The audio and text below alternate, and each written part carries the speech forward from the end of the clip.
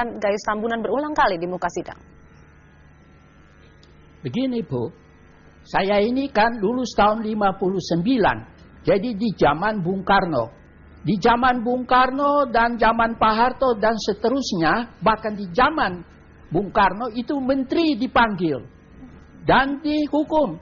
Nah ini selama ini saya lihat Bapak Presiden kita ini kendati pun menganut politik pencitraan, tetapi dia sama sekali tidak becus meskipun beliau menyampaikan bahwa beliau akan memberantas korupsi.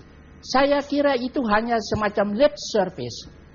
Tidak ada keberanian, tidak ada ketegasan, tidak ada bagaimana. Beliau harus tahu bahwa korupsi ini akan menghancurkan bangsa ini.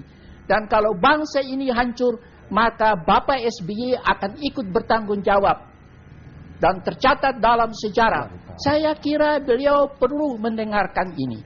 Saya ingin mengatakan bahwa ketika saya masih menjadi pendidik, saya selalu mengatakan, if what the scholar said is not subject to criticism, it might as well be left unsaid.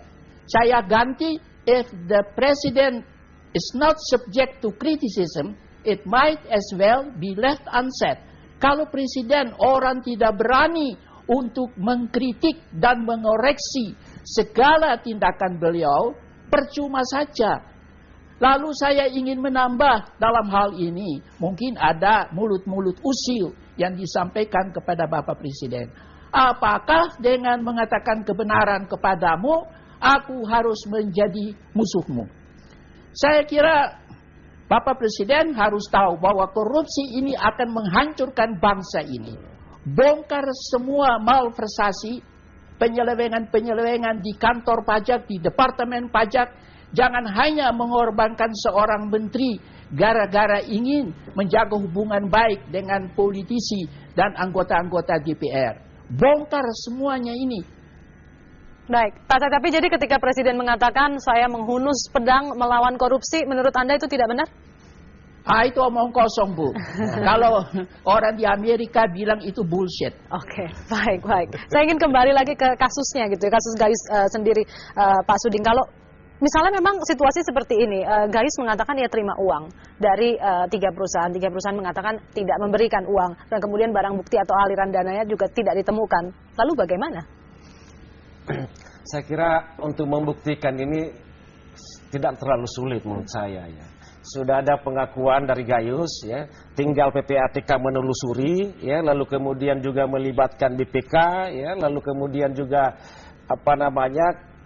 semua institusi penegak hukum menurut saya, KPK, Kejaksaan ya, PPATK itu dilibatkan dalam penuntasan kasus ini untuk menelusuri lebih jauh dari mana sih sebenarnya aliran-aliran dana. Dan suatu hal yang sangat mustahil menurut saya ya. Seorang Gayus itu sampai ratusan miliar di rekeningnya dan saya kira juga sudah disampaikan di muka persidangan. Tinggal ditelusuri dari mana asal usul dana itu kan.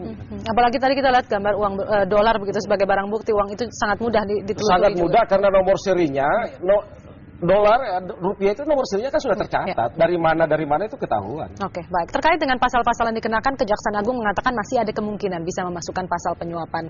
Artinya di sini mungkin ada unsur penyuapan di sini, sementara polisi mengatakan tidak ada. Nah, kita akan bahas ini sesaat lagi. Kita akan break dulu, pemirsa, tetaplah bersama kami. Perbincangan ini akan segera berlanjut untuk Anda.